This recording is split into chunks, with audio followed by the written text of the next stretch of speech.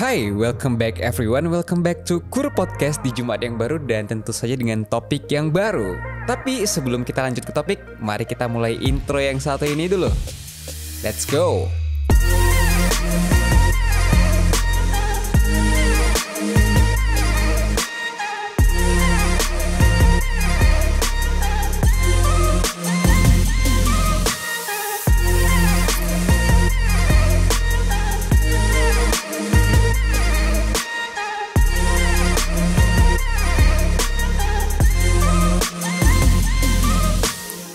Hai, welcome back semuanya. Welcome back lagi Ci Vivi, apa kabar? Baik, apa kabar Hari? Baik dan tidak baik-baik saja.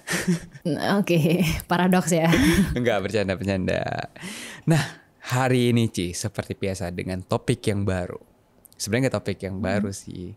Jadi minggu lalu kan kita sempat bahas nih mengenai pilihan. Apakah kalau misalnya kita salah jurusan, kita itu harus langsung keluar aja atau berpikir kembali. Nah, ngomong-ngomong tentang berpikir kembali nih, itu berhubungan erat dengan namanya pilihan.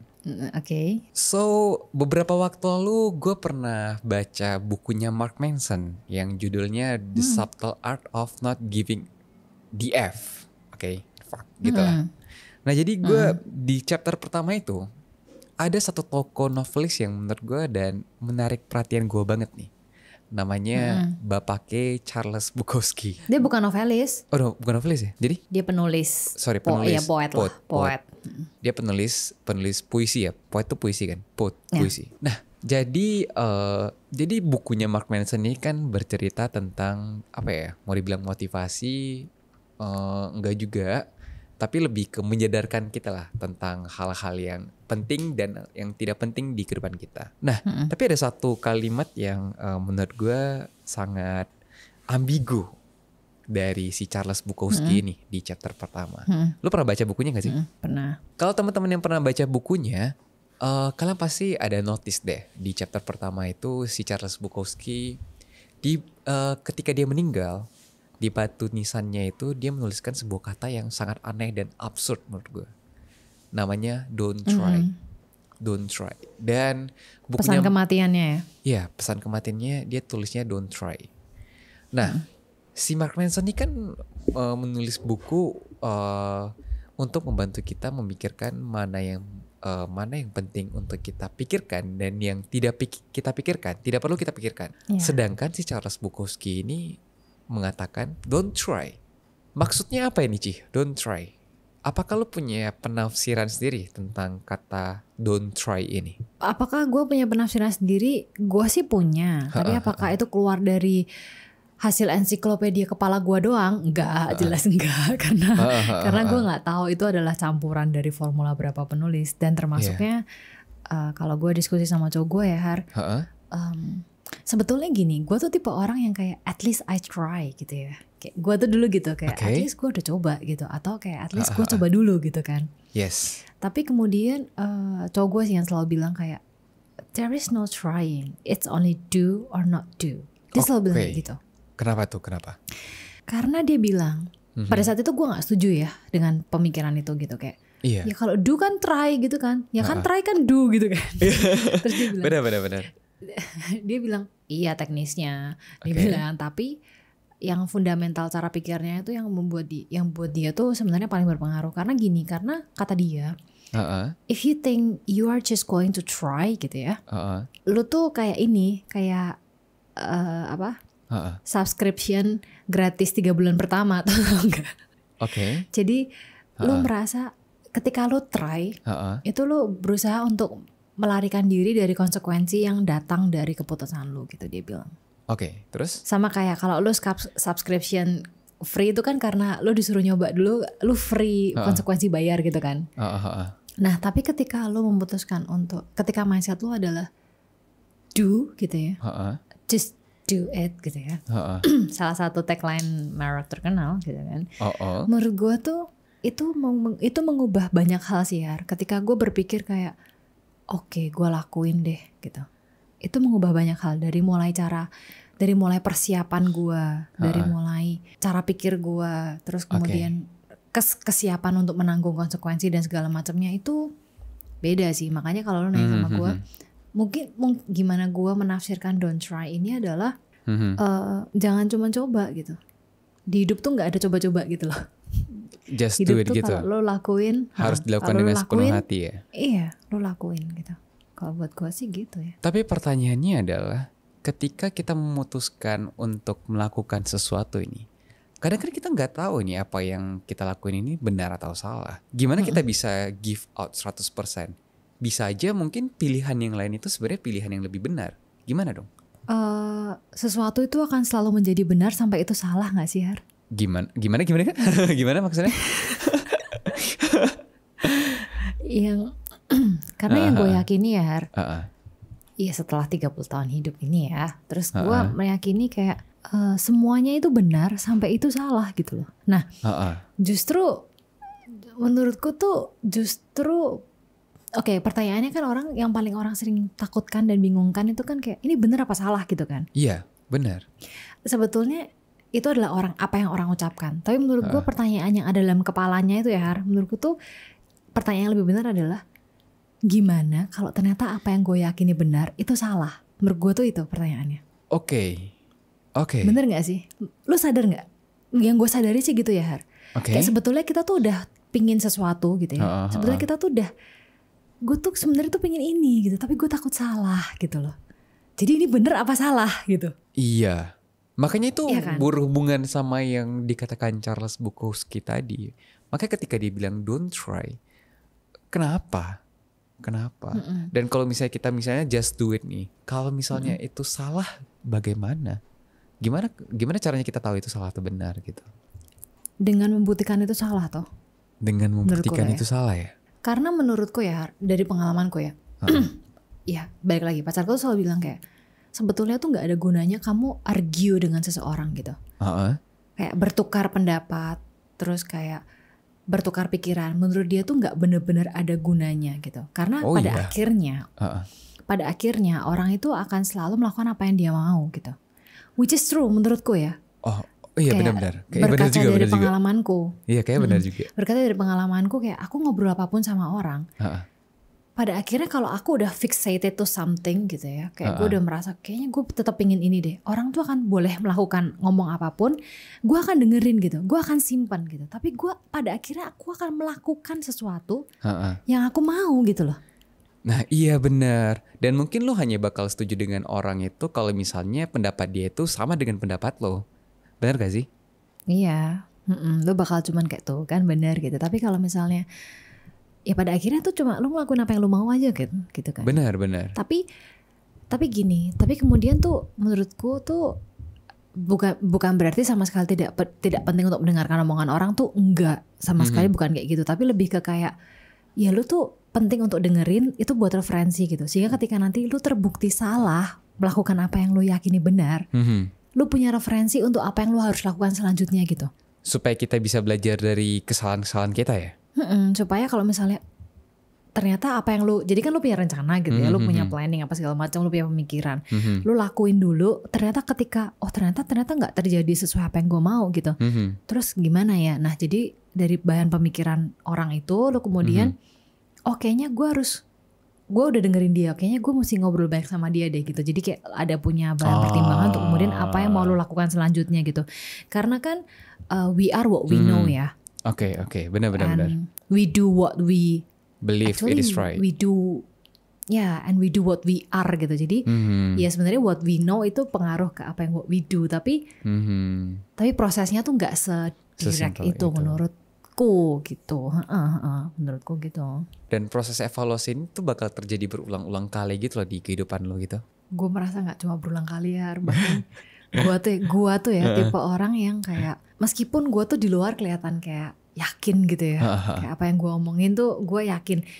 Iya gue punya keyakinan itu, tapi gue tuh selalu tidak hanya menyisakan ya, tapi gue tuh selalu punya ruang khusus untuk meragukan diri gue sendiri dari gue kecil ya. Tapi itu harus gak sih, kalau misalnya lo nggak pernah melakukan itu, lo nggak bakal improve dong. Lo bakal denial aja seperti itu, menganggap diri lo sendiri itu paling benar. Iya. Sampai sekarang gue baru sadar bahwa itu ternyata tuh penting untuk selalu punya ruang untuk keraguan ya. Tapi karena gini Har, lebih lebih bahaya daripada sekedar tidak self improving adalah kita tuh merasa kayak Hitler, lo tau nggak? Tahu, kenapa? Menurut gue Hitler tuh ruang self doubtnya kecil sekali ya, sehingga dia merasa kayak dia sangat ya yakin kan dengan dia keputusan negara, dia.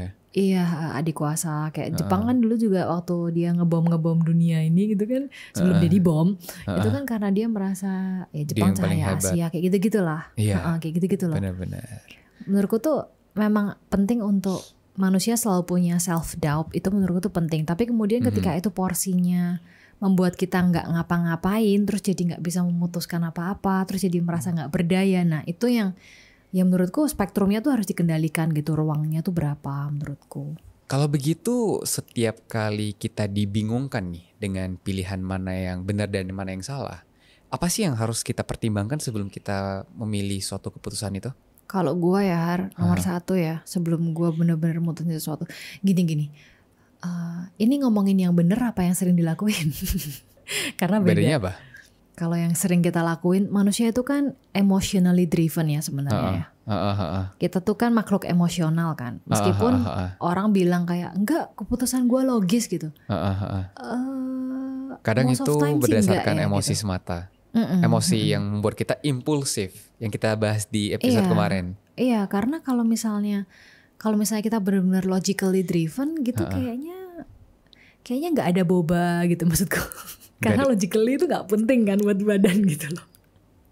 Ngerti nggak maksudku? Kayak kebanyakan semua yang dijual sekarang itu kan membeli emosional kan sebenarnya. Karena manusia memang makhluk emosional gitu, emotionally driven gitu. Jadi kalau kamu nanya sama aku, apa sih sebenarnya yang harus dilakuin gitu? Nomor satu ya Har, aku tuh berusaha untuk nahan dulu. Ini tuh emosional atau logical gitu. Nomor satu ya. Oke, menarik. Terus? Misal, contoh paling gampang ya. Karena semuanya itu sebetulnya akan lebih enak ketika ditahan dulu gitu emosionalnya ya. Bahkan ketika itu adalah masalah yang sangat emosional, kayak misalnya menyangkut orang yang kita sayang, menyangkut keluarga, menyangkut teman dekat, menyangkut orang yang kita respect dan segala macamnya, akan jauh lebih gampang untuk, kalau buat aku ya, itu kayak apa sih, back off dulu gitu, kasih jarak, ngerti gak sih? Aku tuh selalu berusaha untuk there is a gap between what's coming to me and what's coming from me gitu. Jadi kalau kamu nanya paling bener tuh apa, kasih waktu. Kalau kamu mau ngasih keputusannya, kalau kamu ambil keputusan. Karena aku tahu sih, tapi kayak ada orang yang bilang kayak, tapi gimana kalau harus cepat gitu? Iya, waktunya tuh, makanya kamu sering latihan lah, sehingga kemudian tuh waktunya tuh akan semakin sempit untuk kamu bisa mengambil keputusan yang lebih baik ya, nggak yang paling bener ya. Menurutku tuh gak ada keputusan paling bener Har. Semuanya nih aku tuh udah terbiasa untuk, ya kita kan sering diskusi ya, menurutku tuh kita tuh akan bener sampai kita tuh salah menurutku. Berarti memberikan waktu kita untuk berpikir sejenak itu diperlukan untuk memisahkan nih, apakah sebenarnya kita sedang terbawa emosi atau kita memutuskan sesuatu berdasarkan logika kita. Itu kan yang harus kita pertimbangkan terlebih dahulu kan. Iya, karena gini ya, gue itu tidak tipe yang data driven banget tuh, enggak. Gue tuh tidak yang 100% percaya dan berpegang pada data tuh enggak juga. Karena kalau kamu hanya berpegang pada data, kamu tidak menjadi manusia yang baru gitu kan. Tidak ada evolusinya gitu. Karena kan data tuh kan masa lalu. Ya kan, data tuh kan based on the past gitu. Nah kemudian kalau dari situ kamu tidak berusaha untuk menciptakan sesuatu dari data yang kamu punya gitu kan, itu kan nggak ada, ya gue sih tidak merasa tidak ada kreativitas gitu. Iya benar. Tapi kan kreativitas tuh kan dekat dengan madness ya gitu, dekat dengan kegilaan ya. Jadinya ya menurut gue sih harus dicari balance-nya aja Har, kayak kamu tuh harus punya alasan yang cukup kuat, reasonnya tuh kan dari data ya selalu ya, dari masa lalu kan, dari apa yang sudah pernah terjadi. Gue tuh kayak gini orangnya, sehingga kayaknya better gue kayak gini, itu kan data driven. Tapi juga kalau kamu tidak pernah mencoba sesuatu yang baru, hidupmu boring juga kan. Benar. Gitu loh. Berarti kita harus bisa sangat fleksibel untuk berpindah dari keputusan yang satu ke keputusan yang lainnya. Iya sih Har, cuma ya untuk sangat fleksibel itu lu harus siap salah aja pokoknya. Jadi benar ya, gak ada keputusan yang paling benar, tapi ketika lu merasa lu benar, suatu saat kalau misalnya itu salah, lu harus berani mengakui kalau misalnya itu salah. Iya sih. Gue sih merasa itu adalah kedewasaan ya, Har. Wow. Kedewasaan adalah wow, benar. Benar sih, benar. Gue merasa ketika gue banget. siap untuk oke, gue ngambil keputusan ini karena gue yakin ini yang benar. One day ketika gue salah kayak oke, gue stupid gitu. Ya udah, sorry gue tolol gitu ya. Lo harus ngakuin gitu maksudnya. Tapi memang. Dan itu harus loh. Itu harus loh. Balik lagi Har. Tapi kayak untuk lo mengakui lo stupid, lo harus bener-bener kuat. Oh iya, gue salah gitu. Itu tuh juga harus kuat alasannya. Kalau tiba-tiba lo gampang berubah kayak iya emang gue stupid. Ya gimana ya, berarti kan keputusan yang kemarin juga nggak yang dipikirin kan. Tapi kalau lo udah pikirin jadi keputusan ini gitu. Iya, kalau lo udah benar-benar keputusan ini lo pikirin, terus di one day lo sadar kayak anjir ini tetap salah, gue udah mikir tetap salah. Ya berarti kan kenyataan yang ada di sini kan alasannya lebih kuat untuk lo mengakui ini salah gitu loh. Yes, benar, gue setuju banget. Tapi gue mau nanya sih Ci, siapa sih selama ini toko-toko yang lo jadiin panutan, yang perkataannya itu lo yakini benar, dan lo menjadikan itu sebagai apa yang lo yakini benar juga? Waduh. Gak usah semuanya sih, maksudnya beberapa aja yang paling banyak menginfluence apa yang lo percayai benar gitu. Gini Har, gue harus mengaku dosa ya. Karena pada saat gue sidang tesis ya, gue tuh selalu mengingat kutipan-kutipan yang menurut gue penting untuk mendukung sidang tesis gue ya pada saat itu untuk gue lulus. Tapi gue selalu lupa namanya gitu. Bahkan gue ditegur sama salah satu ininya dosen pembimbing, penguji. Bukan dosen bimbing, penguji ya, dosen penguji. Dia bilang kayak ya bagus sih punya kamu, tapi tolong kalau nyebutin nama tolong kalau ngutip nyebutin nama dong. Oke. Maaf Pak. Jadi kalau lu nanya sama gue, siapa aja ya Har? Gue jujur aja nggak tahu. Kayak gue mengkonsumsi sangat banyak hal dan sangat random gitu kan. Gue udah ngomong sama lu kan. Isi beranda YouTube gue tuh dari mulai Harvard Business School sampai Coki Pardede. Ya Coki Pardede gitu. Jadi gue masih ingat banget. Iya kan jadinya emang serandom itu. Jadi kalau nanya sama gue dari mana, kayaknya sumber inspirasi gue adalah dari kerandoman gue deh Hari. Jadi kayak gue tuh tipe yang kayak gini. Gue tuh kepikiran apa ya? Gue tuh langsung searching gitu. Dan tapi gue tuh tidak mempercayai apa yang gue searching. Oh jadi gimana caranya lu menganggap itu sesuatu yang bisa lu share gitu? Bukankah itu sesuatu yang pasti lu anggap benar gitu? At least gitu. Pada saat itu iya. Tapi kemudian gue tuh gak akan nge-share kalau gue gak bisa mengaitkan itu dengan experience gue gitu. Jadi atau experience orang yang gue kenal. Ya gue kan hidupnya gak terbatas ya. Gue gak mungkin mengalami semua hal dalam hidup gitu kan. Tapi kalau orang-orang atau maksudnya kalau ada kisah real yang bisa gue ngertiin untuk kemudian, kan sebetulnya kan ide-ide atau insight itu kan tentang ideologi atau tentang paradigma, sesuatu hal yang abstrak banget kan. Yes, benar. Nah menurut gue tuh gue baru bisa memahami itu ketika itu terimplementasi di sebuah kehidupan atau sebuah cerita real yang gue bisa relate gitu. Entah itu dari pengalaman lu, pengalaman gue, pengalaman mak bapak gue yang diceritain ke gue gitu ya. Jadinya atau teman-teman gue gitu. Jadinya ketika gue bisa mengerti itu dan gue bisa relate, itu biasanya baru dari situ gue oh iya gitu, baru gue tuh nangkep, ngerti dan tersedimentasi dalam pikiran gue gitu. Tapi kalau enggak ya Har, jadi misal kayak kan sekarang kan ada banyak sekali cara hidup, cara makan gitu, vegetarian, vegan, bener, macam-macam gitu kan. Gue tuh tidak pernah mensedimentasi kepercayaan apapun sebagai sebuah kebenaran yang mutlak gitu. Dan itu buat gue sih ya nggak tahu ya, mungkin orang merasa kayak lu mah pelin-pelan aja, lu mah nggak bisa, lu mah nggak ngerti aja gitu, mungkin gitu. Tapi belum ada cerita di sekitar gue yang kemudian atau yang gue dengar untuk gue bisa serap dan gue bisa percaya itu sebagai sebuah cara hidup yang paling benar gitu. Sampai sekarang sih gue sangat fleksibel ya soal kebenaran gitu. Meskipun ideologi itu datang dari orang-orang yang sangat terkenal, misalnya seperti Bapak Presiden misalnya. Kalau misalnya itu nggak bisa relate ke lu nggak akan percaya itu benar juga untuk lo. Tentu saja jauh lebih mudah untuk kita memakan omongan orang-orang yang dipandang di atas ya. someone people look up to gitu. Benar. Tapi gue tuh pernah baca tulisannya siapa tuh? Warren Buffett. Dia bilang gini kayak, gue inget nih yang ini. Karena dia bilang sesuatu yang semacam inilah translatannya. Kayak people will listen to you because you have a lot of money. Intinya kayak gitulah. Oke. Jadi kayak ketika lu meskipun yang lo omongin benar gitu ya, kalau lu nggak punya duit lo akan dianggap salah. Meskipun yang lo omongin salah, kalau lu punya duit lo akan dianggap benar gitu. Itu realitas sih. Menurut gue itu menakutkan. Menurut gue itu menakutkan karena seringkali gue aja merasa, misal gue habis ngomong gini ya Har, gue tuh seringkali gue dengerin lagi lo, gue tuh ngomong apa ya tadi, gue salah apa enggak ya gitu. Karena gue takut banget. Ya kan, karena kadang kan kita juga kayak ini di-cut deh Hari, kayak gitu-gitu kan, karena nggak pas gitu kayaknya. Jadinya gue selalu berusaha untuk mengevaluasi karena gue merasa semua orang itu boleh punya opini Har. Ya tentu saja semua orang punya opini gitu, karena kan pengalaman hidup mereka 8 miliar manusia ada 8 miliar experience gitu kan.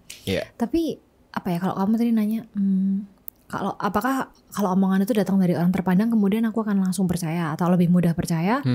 Mungkin aku akan lebih lebih reseptif ya Har, kayak lebih terbuka pada orang-orang itu. Tapi kalau gue ya Har, gue tuh tipe yang kayak gini Har. Misal seseorang ngomong sesuatu, gue tuh nggak akan kayak oh iya itu kebenarannya.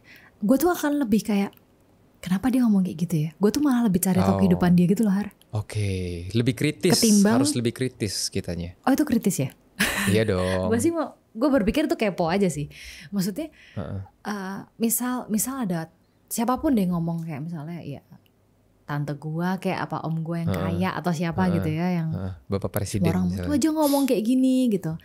Ya misal bapak presiden gitu, misalnya dia ngomong apa gitu, gue merasa kenapa ya dia ngomong kayak gini, kenapa dia ngomong kayak gitu. Terus kemudian itu tuh buat gue cuman kayak nantinya kalau one day gue ngomong kayak gitu, kemungkinan itu datang dari pengalaman gue yang kayak gini gitu. Untuk gue tuh bisa memberikan arti ke sebuah perkataan itu. Iya kayak gitu. Gue rasa sih kayak gitu ya kalau gue. Tapi apakah kemudian kalau omongan orang gue langsung terima? Gue tipe yang gampang lupa sih ya, lebih tepatnya ya. Kalau itu tuh nggak bener-bener relate ke gue atau nggak gini, gue tuh akan mudah ingat kalau itu diceritakan gitu. Kalau misalnya kayak orang itu tuh cerita, terus kemudian makna apa yang dia ambil, kesedihan apa yang terjadi, terus kemudian kayak sebuah cerita yang bisa relate gitu ke gue, atau gampang gue terasakan gitu ya, itu gue akan ingat. Tapi kalau cuman omongan atau cuman apa, gue sih gampang lupa ya. Berarti kita juga harus sangat kritis ya dalam menerima banyaknya informasi yang beredar saat ini sekarang. Iya, maksudnya kan ya gue bahkan pengen bilang jangan terlalu dengerin podcast ini juga. Meskipun gue dan Hari itu kalau mau bikin tuh bener-bener diskusi dulu, kita riset dulu, baca dulu kayak gitu-gitu. Dan kita tuh sering berdebat apakah ini penting untuk dibicarakan atau enggak gitu-gitu juga kan. Maksudnya apakah ide ini tuh penting gitu. Jadi orang jangan nonton podcast kita dong kalau kayak gitu. Kalau memang dia ngerasa ini annoying banget buat hidupnya dia dan membuat dia resah gitu ya, dan membuat hidupnya dia berat gitu, silahkan dimanfaatkan sih tombol-tombol tidak not interested, unsubscribe, unfollow. Gue ya udah gitu, maksud gue manfaatkan apa yang ya gini. Kalau lu tipe orang yang pingin melihat dari dua sisi kehidupan gitu ya, kayak apa yang lu setuju dan apa yang lu nggak setuju, dan itu membuat lu tidak resah, hidup lu tidak berat gitu, silahkan gitu. Tapi kalau ternyata mendengarkan podcast ini membuat hidup lu tuh tidak bisa berfungsi dengan baik gitu ya, silahkan dimanfaatkan tombol-tombol tadi yang untuk tidak menunjukkan gini. Karena gini, apa ya gue rasa kan gue dan Hari datang dari background yang cukup unik, cukup similar lah gitu. Maksudnya kan kita dari ITB gitu, dan segala macamnya. Ya pastinya mungkin kita akan memberikan background cerita tentang cara pandang yang mungkin kalian tidak sering dengar gitu. Mungkin anak ITB kan yang enggak, ya kan cukup terpilih gitu kan, maksudnya unpopular katanya. opinion. Ya berharapnya sih kayak gitu. Tapi kalau kemudian opinion yang kami kasih itu, karena ada Hari yang komen di TikTok kita, ada yang bilang gini, udahlah gak usah dengerin kayak gini-gini, lanjutin aja hidup kalian gitu. Which is true.